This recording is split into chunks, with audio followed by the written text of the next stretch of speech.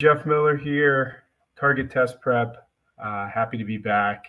So today what we're going to cover is a webinar about how to study for GMAT Quant. Now, keep in mind, I want you to ask questions throughout. The purpose of today is to be pretty interactive and get questions answered that you have. So, and remember, a lot of the things we're talking about with Quant do apply to data insights and verbal just as well, just as far as how you do your studying. But obviously we know that folks do struggle with Quant on the GMAT. So there's a lot of really cool things I'm going to be able to talk to you about today on how to best approach how you're studying for the Quant section of the GMAT. So let's dive right in here. So the beginning of your prep, and again, this goes for every single topic. There's a path that you want to follow, especially if you're new to the GMAT, right? So, and I always tell people the first thing you want to do is get your baseline score. And again, that's for Quant, Verbal, and DI. If you're just focusing on Quant, obviously you'll look at that Quant score more intently than you would Verbal and DI. But before you do that practice test, you should get a feel for what's tested on the GMAT, how it's tested, right? Because if you go into that practice test cold and you have no idea how they test questions, right? And even data sufficiency, even though that's in the DI section now, it's still math-based. If you don't know what a data sufficiency question is, it's not, your score on that baseline isn't going to be reflective of your skills because you're getting stuff wrong on technicalities. Second, once you have an idea of that, you do some practice questions. You don't have to do 1,000 of them, but do enough where you start to get a feel for how things are tested on the GMAT. Then you're ready. You know what the questions are, how the questions are tested.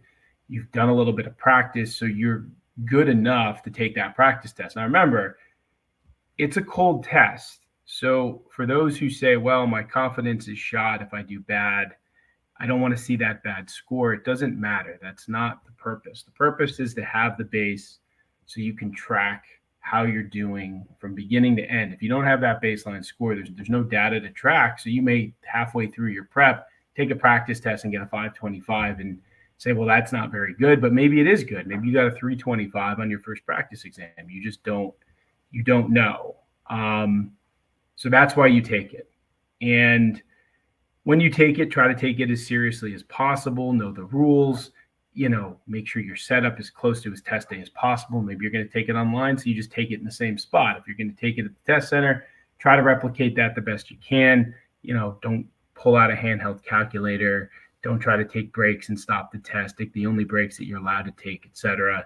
So you get the most updated and relevant and accurate score possible. And then once you have that, you can start to see where you're at versus where you need to go. Now, second part of that is maybe you don't know. Well, if you don't know, then you got to start researching schools. It doesn't have to be exact, but are you the student who only wants to go to, Harvard, Wharton, Stanford, those trio? Are you looking at M7? Are you looking at top 15? Are you trying to go to part-time programs? All of these things are important as to what you might need to score. And if you don't know off the top of your head, which most of us don't, you got to go to the school's websites. If the school's websites don't have the information, you call admissions. You get where you need to go because you need a goal in mind. Without a goal, you're going to be doing a lot of treading water, which isn't going to be fun while you go through your prep. So then you have it. You've got your baseline, you've got your target, and then you can roughly sketch it out. If you realize, hey, I need 400 points in 2 months, then you change course and you say, well, maybe I do a different round, application round, maybe a different cycle altogether. But, the one thing you don't want to do is put yourself in a position to set yourself up for failure. I mean, I'm remembering a GMAT Club post actually from like just a few days ago where someone's trying to improve. I think it's 200 points in 30 days. I think a 5 something to a 705. And my response was, there's a very slim likelihood you're going to be able to do it. So don't put yourself in that position. Plan ahead. If you're younger and you're listening to this webinar right now, or you're here watching it, try to get your GMAT done early. As long as you're going to apply within your 5 year window, it always makes sense to get it done early. Now, the next thing is obviously you got to get study materials. If you go on GMAT Club, I'm sure a lot of you do, you've seen a lot of different ways to prepare for the GMAT. One good place to start is look at the success stories, look at the reviews on GMAT Club, and see what you think of those, see what resonates with you, but then sign up for some trials. Target Test Prep, we have a free trial. So you can go in, it's full access. You can check out the course and use it in the way that you would if you were purchasing it and using it for your prep. Look at the study plan, right? Look at how things are taught. These are important things that you need to evaluate, so you're picking out the course that works for you. But you do need good study materials. If you're new and you're like, well, all I need is the official guide and I'll just do a bunch of questions, well, it's a decent start, but it's not going to probably get you to the finish line. The official guide is a nice book. It's a nice book for practice, but it's not something that's going to give you everything you need to ace the GMAT. So be careful of that. I'm not saying not to use it because it's still pretty good, but you're probably going to need something more robust. So then once you have those study materials, well, now you need your own personal study schedule. This is something I like to talk about a lot, how to make your study schedule, how to study, how to plan it out. It's a lot of work. If anyone has seen any of my videos online on YouTube, I talk a lot about the fact that GMAT studying has to kind of just get sandwiched into your life. It's not something like, look, you're probably working, you might be in school, you might have a family, you might have family responsibilities. So what does that mean? Well, it means you got to figure out where those pockets of time are. I suggest 18 hours a week of studying if you can do it. The reason I suggest that amount of time is if you do the math, 2 hours each weekday, 4 hours each weekend day, it adds up to 18 hours. And you can give or take. It doesn't have to be exact. Could be more. If it has to be less, it has to be less. But the more time you put in of good, hard studying, the better. But you have to figure out where your pockets of time exist. Do you have to study late at night? Do you have to study, right after you leave the office? Do you need to wake up early and study? Like, these are all considerations that, you have to start to think about, because you need to make sure that the studying fits in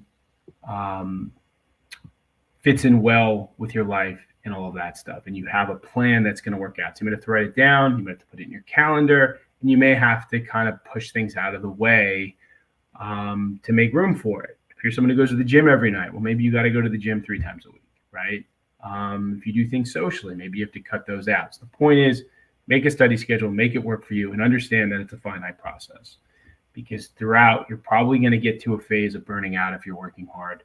But if you understand, look, this isn't something that's going to last forever, you're in a position where you'll understand that, and you're not going to almost fall into this state of frustration or depression thinking that this will last forever. So remember, if you work hard, it will end at a particular point.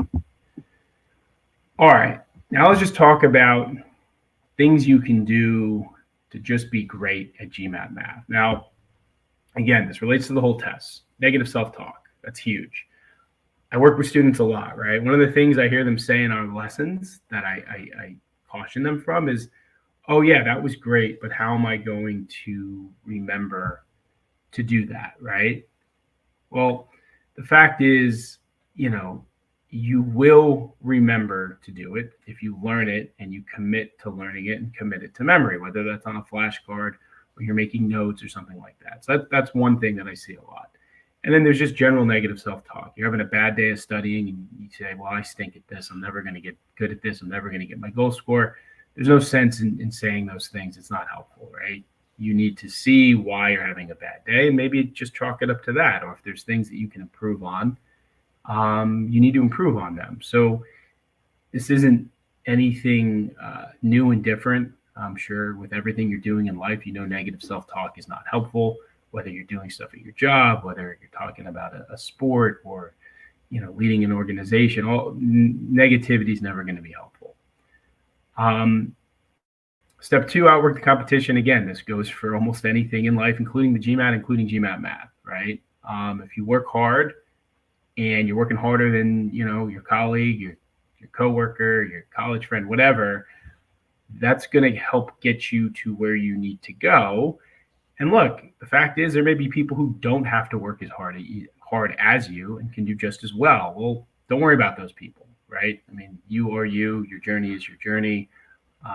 There's no sense in worrying about what others are doing. As long as you know you're putting in the time and it's the right time and you're studying smart, you're not just flailing around with your prep, it's going to be helpful and it's going to help you get to the finish line quicker. So again, that goes with your careers and everything. This isn't a new novel idea. It just happens to also relate to your GMAT prep. And finally, discomfort does mean growth. If you just do the things in your GMAT prep that you're great at and don't do the things that you're weak at, then how are you going to get better, right? You're just going to continue. If you're a 10 out of 10 in a certain topic, well, there's no 11 out of 10. You're already where you need to be. So you got to find those weak areas. You need to expose them. It's going to stink at first, but when you improve on them, it's going to be a really great feeling. And then when you get those correct on the test, it's going to be an even better feeling. So spend the time honing in on those weaknesses. As painful as it might be at first, trust me, the payoff is going to be huge. Now, there's general timing strategies that will help a lot in the math section, okay? And these relate to other sections too. The first one is that you don't need to get every single question right on GMAT Math to get a great score. Now, you can't get a bunch of easy questions wrong because that will really hurt your score based on how the algorithm is now working, but you don't need to be perfect. If you can get the questions right, as I tell my students, that are in your wheelhouse, you'll be in a position where you should be able to get a great score. So if you see like a funky question, don't spend 8 minutes on it. It's not going to be helpful. It's probably going to mess you up for the remainder of the exam, right? And that's actually the whole idea of losing a battle to help win the war. So if you're 2 minutes into a question, you're like, this is a weird question. First and foremost, you can guess and you can mark it for review if you have time. Second, you got to move on to get the questions right that are in your wheelhouse. If you don't, and you spend, as I said, 8 minutes on a particular question, it's going to mess you up with the stuff you should be getting right. So that will really hurt you.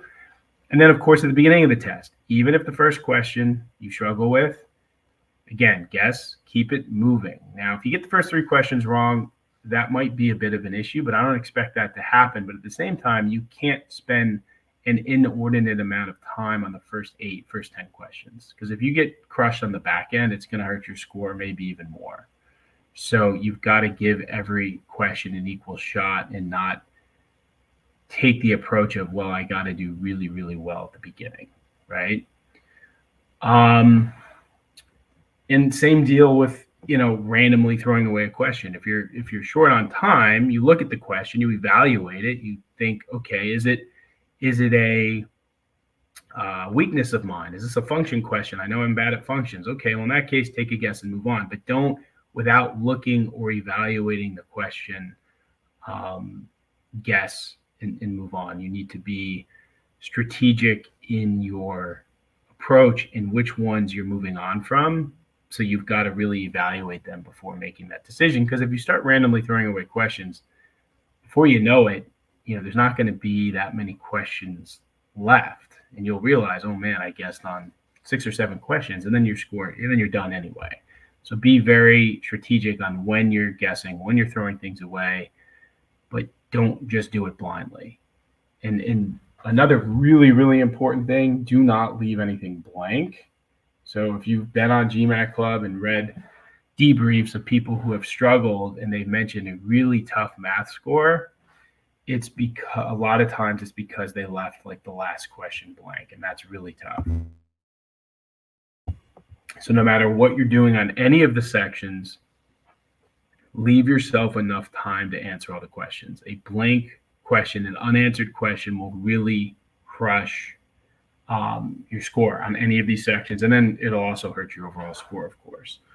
So keep that in mind as as something that that's a non-negotiable. You have to have every question answered.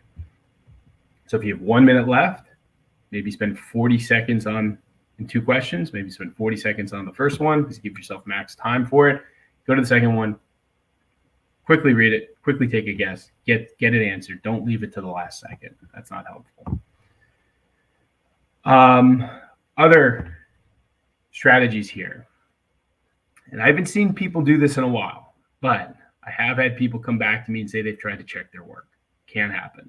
Your answer is your answer. If you want to, leave something for review later, if you have the time, fine, but do not try to check your work when a question is done. You just don't have the time for it. If you did, that'd be great, but you don't. So what's going to happen is you're going to just run out of time at the end. And I see we have a question here. What about for initial questions? Well, that's what I said. So you don't want to get the first 3 wrong. I get that.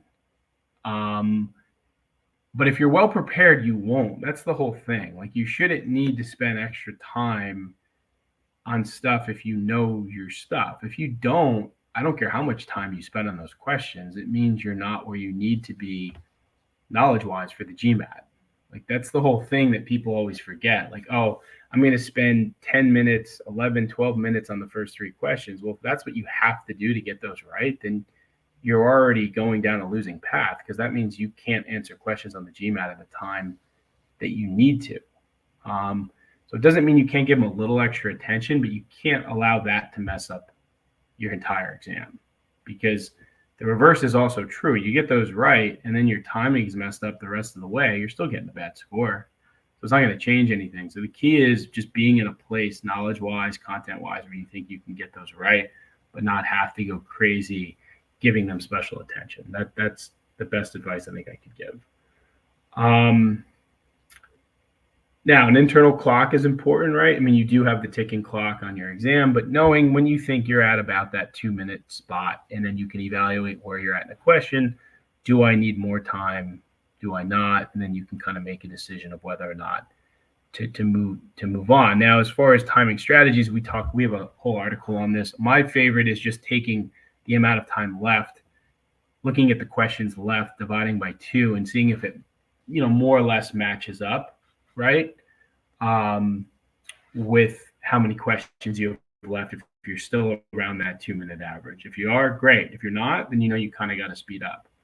And then when you do speed up, everything I just mentioned is relevant. How you move on from questions, when you skip and keep things going and stuff like that. Moving on. Now, just general strategies for improving your quant score. Obviously, you got to walk before you run. So foundations. Now, there's different ways of doing foundations. In the Target Test Prep course, like what we do is we start off with a chapter called Essential GMAT Quant Skills. We are learning like fraction rules, decimal rules, things like, basics of percents, roots, exponents, estimation, a couple tricks, factorials. And then we move into each topic, and within each topic, you learn the foundations first. So in linear and quadratic equations, you're learning the linear equation part. One single variable equations, double, even triple, adding equations, substitution method, and moving forward. In exponents and roots, you're learning the basics of roots, and then progressing to harder ones. In exponents, the basic rules of exponents, progressing to harder ones. So every time you learn a topic in general, you got to build your foundation. And this is why I said at the beginning, just jumping into the official guide is a tough way to handle your prep, because you're just going to do a bunch of random questions and you're never going to get those foundations down. So you're never going to be able to, build in this gradual way, which is how you want to learn with anything, really. Same with verbal, same with DI. So don't jump into the hardest stuff before you get there. We talked about embracing weaknesses before, so that's something that we'll say again, and it's important. Don't shy away from your weak areas. Make sure you are finding them, picking them out, and dealing with them. Now, algebra, that's huge. Algebra is all over the test. Algebra translation, and also algebra itself. So algebra itself is the idea of setting up equations, substituting, solving for variables. That's everywhere.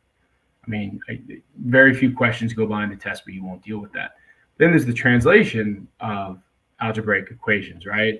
Now, we teach that in general word problems. A lot of times you think of like an H problem. You got to translate what you read to math, or a profit and loss question. Translate what you're reading to math, but it's everywhere. I mean, it's in ratios, it's in rates, it's in work, sometimes even combinatorics. So that skill is huge, but the key is learning each one of these topics individually, which we'll talk about soon,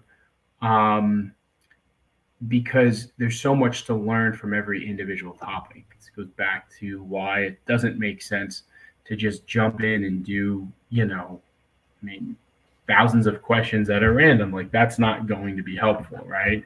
So you need to make it a point of just making sure that you are focusing on a single topic at a time, learning everything you need to learn from that and moving on. Data sufficiency, let's talk about that. A lot of people come to us and say, wait a minute, I thought data sufficiency was in the DI section.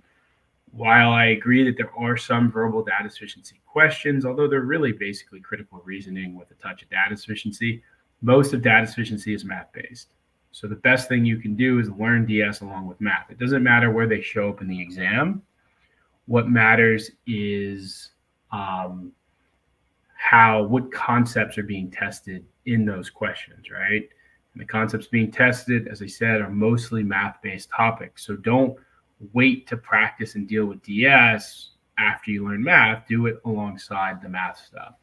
I mean, the fact that they're in DI is almost a formality. It's not, I get it, there's no pure math DS questions anymore, but what the GMAT essentially did for the most part is they took the topics that were pure math and sometimes just made them, into word problems. Like, they did that with remainder. So there used to be really cool remainder questions, especially ones that you had to plug in values. I loved them. I loved teaching them, but they were pure math based. So what the GMAT did is they just said, well, we're going to do the same thing and deal with it within the form of a word problem. Same with divisibility data sufficiency, another topic I really liked. And they're finding other ways to test it. Like I noticed with positive and negatives, instead of doing a data sufficiency question, because they can't anymore, they just did the same thing with a Roman numeral question. I saw it on a recent MBA.com practice exam. So yeah, the stuff's still there. They're just testing it in different ways. So anyway, learn DS along with math. That's going to be really important. All right, so let's talk about just general study tips. So I said this before, if you're going to start early. There's no sense in waiting.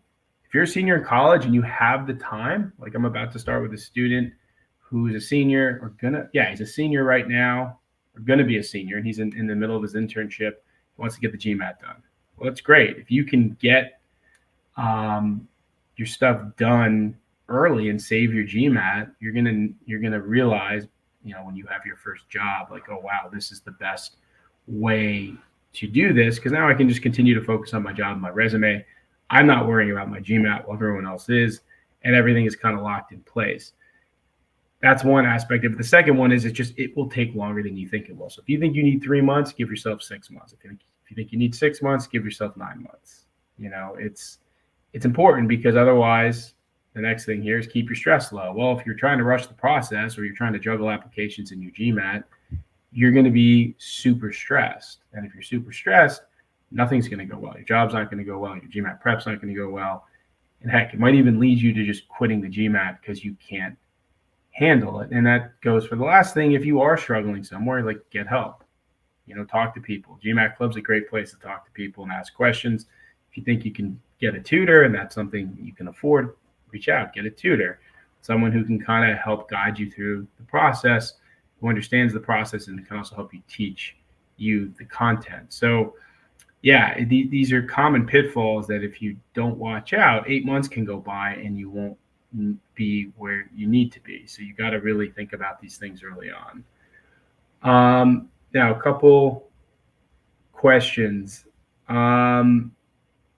Regarding the score of an 80, unfortunately, just as everybody else doesn't have answers, I also don't. because I don't own the GMAT algorithm. GMAT owns it. I know in making the GMAT focus, they were trying to do a lot to correct the issues with the old GMAT math section where people were regularly getting pretty darn high scores. That's why the scale was all weird at the top end. So they may be overcompensated for that with the new GMAT focus, but I can't tell you how someone gets an 80 with two wrong, because again, it's not an algorithm that I created or developed. So all you can do is continue to see what people are putting, nor is it something for you to really worry about, because your score is going to be your score regardless. There's no way, and just understand that everyone is dealing with the same algorithm.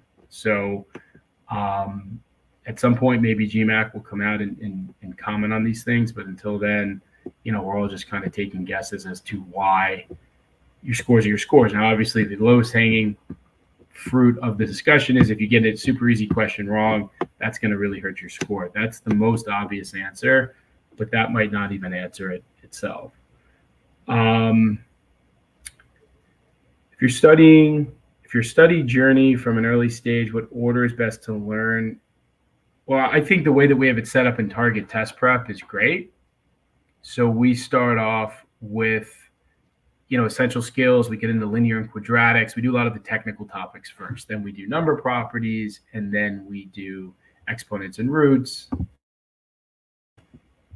Then inequalities, then we get into word problems. So you should check out our course. I think the order that we have things laid out is fantastic.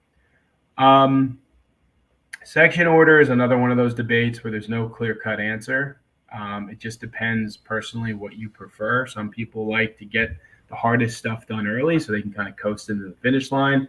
Some people like to just get their strongest topics done early to gain confidence, to help build their confidence to get to the weaker topics. So there's two ways of looking at it. The only way to know what's going to work for you is with practice and seeing it in real time. And for some people, it could be random and it won't matter. You could do your weakest first or your strongest first. You're going to get the same score.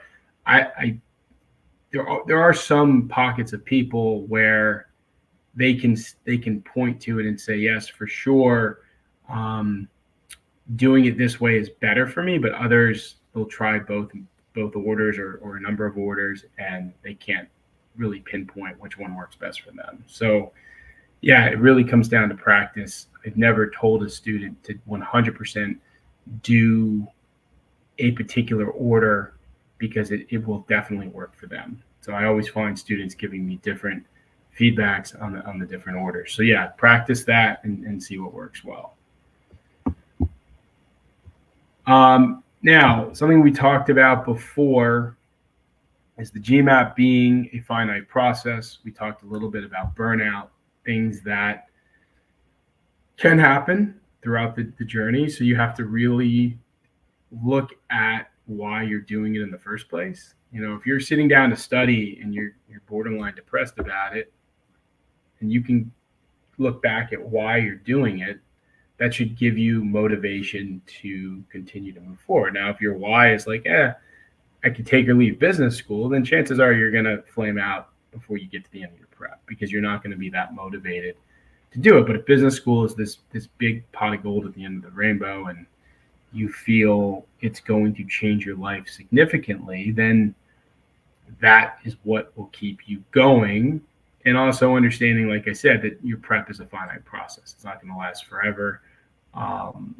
So you shouldn't look at it like you're just stuck in this, place that you're never going to get out of. You will. It'll end. You'll get through it. And that's also going to help you with discipline, because motivation is one thing. Motivation keeps you going. It's the macro of beginning to end. But then there's the daily discipline, right? If you have a tough day at work and you're like, I don't feel like studying. Well, how often is that going to happen? Is that happening 3 to 4 times a week, right? So you've got to find a way to fight through the things going on in your life, which is why making a study schedule is so important, right? Because then you say, I'm studying at this time, no matter what. And that to me is super, super important because you're going to study regardless. That's also why studying before work isn't a bad call, because before work, you're you're fresh, nothing going on. And obviously, life circumstances will either allow you to do it or not. If you have a family and small kids at home, maybe you can't get up early and study because the kids are already up, and so you probably have to study late. But the point is, like, find a study schedule that's going to work for you, stick to it, and be disciplined. And it doesn't mean you can't take days off. It doesn't mean you can't reward yourself. Studying 7 days a week is a lot. So if you hit certain benchmarks, well, then say, okay, I'm going to do something fun on day X, and then I'll get back to studying. If you feel yourself burning out, maybe you need 3 or 4 days off. And if you have a planned vacation in the middle of your GMAT prep, as many of my students have, it's not the end of the world. Take the vacation. You know, if you want to do a little bit of prep on the vacation, you can. Don't be concerned that you're going to forget everything you learned leading up to that vacation. You probably won't. You may have to kind of get back on the saddle when you get back, but it doesn't mean you're necessarily starting your prep from scratch, right? So just another thing to think about. All right. This is important. I talked about this earlier. Comparing yourself to others throughout the GMAT, math, verbal, DI, it doesn't matter. It's your process. I remember when I was studying for the GMAT back in the day, there's a guy I went to school with, and he said that he got I think it was a 740 in about 3 weeks. I was blown away.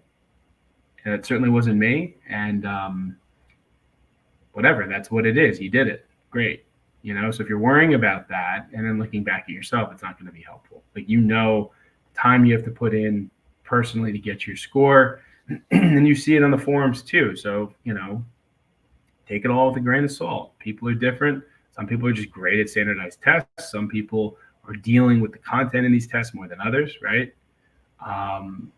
So you have to look at it like everything you're doing is unique. And again, maximize you, focus on you. What can you do every single day to get better at this test? So again, if it's going to take you 8 months, took someone else a month, great, good for them. You just focus on you. Because at the end of the day, you're not going to remember the 8 months if you get into business school and you get into the business school you want. You're not going to remember the guy or the lady who took 3 weeks to get their score, because it doesn't matter. It's not relevant to you. And, you know, even when you're looking at what people have done, you know, if someone's like, well, do this and you can be done in 3 weeks. Well, probably not going to happen. That person obviously did it because they were capable and already had the knowledge, right? So you got to take the things that people are doing with a grain of salt. Sure, some of it might work for you, right? But it doesn't mean that everything, if you take someone's study schedule and you do it exactly as you know, they did it, it doesn't necessarily mean it's going to work out swimmingly for you. So you got to take everything into consideration and then develop your own plan. And a lot of times I tell people, like, talk to people, you know, like me. There's plenty of us out there who understand, you know, what it takes to succeed. And, you know, just because someone took the GMAT doesn't make them a GMAT expert, right? You know, I drive a car. I'm not a car expert. So, you know, it's just, remember that and try some things, fiddle with things. But yeah, take what you're reading with a grain of salt. If someone says, I crushed the GMAT in 3 weeks, great for them, but it's probably not the norm for everybody else. All right. We talked about a little bit of this before. Foundation is everything. You know, walking before you run is huge. So get those foundations down and keep them learned. Like, a lot of times you want to take notes while you're learning stuff. You want to make flashcards. You want to be able to really look at this stuff and know it like the back of your hand. So it takes time, and you just got to put in that time, and you got to make sure the stuff you're learning early on you're not forgetting.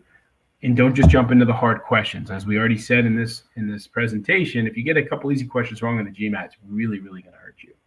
So those easy and medium questions need to be in your wheelhouse. Yes, the hard ones are important too, but getting an easy question wrong is really, really bad for your overall GMAT score. So just make sure you're not putting yourself in a position where you're just skipping through those. Now, a question here says solving official guide questions in and out should be sufficient. If you were here for the beginning of the webinar, I did say probably not. You're talking about I don't know, 300, 400, 500 questions even randomly selected. To me, there's no way that's going to be enough to get your score. Um, it could be a helpful tool when you're done with your initial prep and you've learned all these topics, but trying to learn by solving official guide questions is a really tough way to go about your prep. Can some people do it? Probably, but I don't think the vast majority of us can. So I personally would save that book, save that guide until you're done really, really learning the content. Then use it to do, random problem sets, maybe 10 questions a piece at the timer for 2 minutes, of 20 minutes per set. And then, see where you're weak. Because then you have the data to say, oh, wait, I've done percents. Why am I getting a percent chain question wrong? Something like that. To me, that's the most important way to go about things here. Careless mistakes. I mean, this is huge. People have them all the time. So the first thing I would say is you can't worry about speed when you first start studying for the GMAT. Yes, the quant section is timed. You do have to be quick, but if you're not accurate and you're just quickly getting a question wrong, that's not going to be very helpful, right? So with that in mind, start to just focus on accuracy initially, and then you can build up to speed after that. But don't focus on speed right away.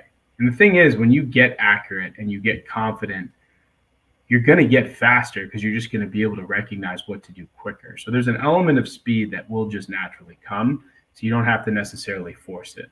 And by not forcing it, you're going to avoid the careless mistakes. When you do make careless mistakes, really hone in on them, see if there's a pattern to what those careless mistakes are. And I think ultimately, you'll be that much better for it. So yes, careless mistakes can be killer. So when you see them, do something about it. Don't let those things linger. Talked about algebra. Algebra is important for sure, especially in the quant section. Now, with data sufficiency, one thing to keep in mind, I was talking to my student about this last night, is, only do the problem out as far as you need to go. If you see, yes, there's equation traps where you can, solve an equation with just two variables and one equation. If you take those out of it and you know that you have unique equations, and let's say you have three variables, and in the given information, you have two equations, you only need one more, and statement one gives you that third equation, and then statement two gives you that third equation. Well, the answer is D, and you could come up with that without actually plugging in and doing the math, because at the end of the day, in a data sufficiency question, you don't actually have to do that math all the way out. So you need, those are the places you can save time, at least in the DI section, where you're saying, okay, I have what I need to solve. Whether or not I actually solve it out is irrelevant, right? You don't actually have to get to the bitter end because you're not getting, extra credit for doing that. So start to practice that way. And if you get to a point where you're making decisions about answers and you realize you're wrong because you didn't go far enough, well, then next time go a little bit farther. But what I'm saying is you don't have to go all the way to the end. So keep that in mind. Okay, so Cliff Notes, we talk about this a lot. Whatever you're doing, make sure it's thorough, right? Like I said, if you're reading something that seems too good to be true about how you can study for the GMAT, then maybe it is too good to be true, right? So thoroughness is key. That's something we, really spend a lot of time ensuring with target test prep that you're getting a thorough approach to really all the sections, because there's not a lot tested on the GMAT as far as how many questions you see, but the content is very vast. So you have to be in a situation where the vastness of that content, so there's not a lot of holes. The only way to make it so there's not a lot of content holes and gaps is to make sure that you are, just being incredibly thorough with that approach. So just keep that in mind as you're doing your prep and as you're selecting resources. That's really, really important, right? And the more thorough you are, I think the better off you're going to be on test day. Error logs are huge, right? Now, there's different types of error logs. One contains content. One is kind of those other errors like careless errors and things like that that basically you can do across the board with the GMAT. Careless errors, timing issues, falling for trap answers, etc. So you want to really pinpoint those, make sure they don't linger, because they'll happen on test day if you don't fix them, right? That's the important part of keeping an error log. Now, an error log is important in itself, but maintaining the error log is just as important, because if the error log is not properly maintained, then you're going to be in a position where you are going to continue. Your error log is going to get so big and so robust that you're just not going to feel good about even reviewing it. So when you truly understand a question in that error log, make sure you're eliminating it and getting rid of it. Because by the time you get to your prep, if your error log has 2,000 questions, it's just not going to be effective. It's going to take a week to review, and there's no need for that. So get rid of stuff as you know them, keep it clean, keep it tight. That's going to really help make it an asset for you as opposed to something negative. All right, well, those are my thoughts on GMAT prep. Now, I wanted to remind everyone here, this is one of our recent students, Julia. She crushed it. She got an 805. She got a perfect score. She did an interview with Kaylee, actually, one of our instructors here on GMAT Club. I think the link is somewhere in this chat, or it will be given in this chat. Watch it. She did some really cool stuff. She had a really cool approach to the GMAT. Obviously, she used target test prep, and she was super successful. So it's always good to watch these interviews. You can kind of get a perspective, other than mine, from a student who's done well. And as I said, take it all with a grain of salt, but you can certainly learn a thing or two, especially if you're using our course. You can get insights into how, real students have used TTP and have been successful with it. If you haven't used TTP, we have a free trial. Like I said, it's full access, so you can check it out. You can see all the features, all that good stuff. I think you'll see the study plan. You'll see everything that you need to, which is going to help you, kind of make your decision on, whether or not it's the course for you. But for sure, you want to be able to check out any course that you're using. And that's why we offer such a robust trial. So you can, spend the time really evaluating it as if it was, the course that you'd be using for the entirety of your prep. So that's about it. If anyone has any final questions here before we drop off, you can always reach me, and I'll be back, I'm sure, for other presentations here. I don't know if anyone has any last-minute questions.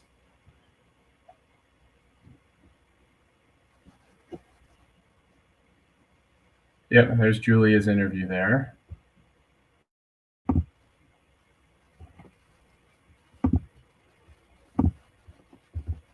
All right, well, if nobody has any questions, I guess we can drop off here. But it was good chatting with everybody, and thanks for participating, asking. Feel free to reach out. Oh, time management with DI questions. One of the major things is just practicing DI questions in isolation, so you can see where you're struggling most. And also making sure you have all the math and verbal skills you need to have down for those questions, right? Because it's possible that, there's some math and verbal issues that are lingering, that are preventing you from, maximizing what you need with DI. So yeah, that's important. So if you're jumping into DI prior to learning all your math and verbal, that's going to be difficult.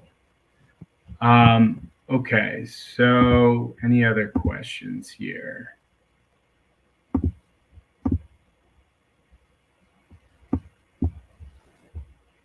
All right, if not, thanks everybody for joining today. And like I said, I'll be back. If you need anything, reach out to us at Target Test Prep, check out the course, and we'll talk soon, everybody. So thanks again.